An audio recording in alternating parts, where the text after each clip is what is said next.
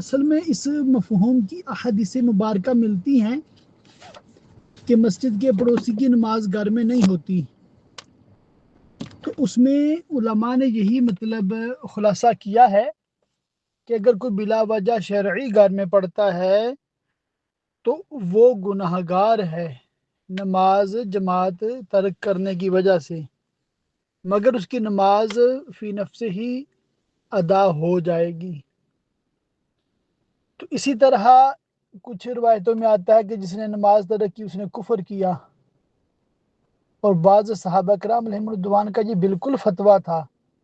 کہ جان بوجھ کے نماز بلا وجہ کسی نے چھوڑی ہے تو کفر ہو گیا، کافر ہو گیا، بالکل پکا پکا۔ مگر جو تحقیقی بات ہے دیگر روایات کو پیش نظر رکھتے ہوئے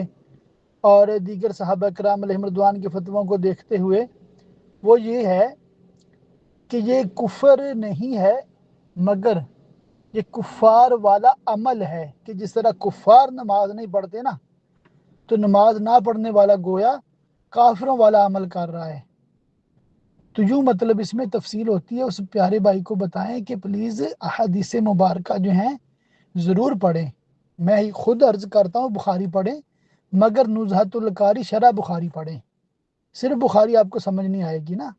اسی طرح قرآن کا بھی صرف ترجمہ سمجھ نہیں آتا،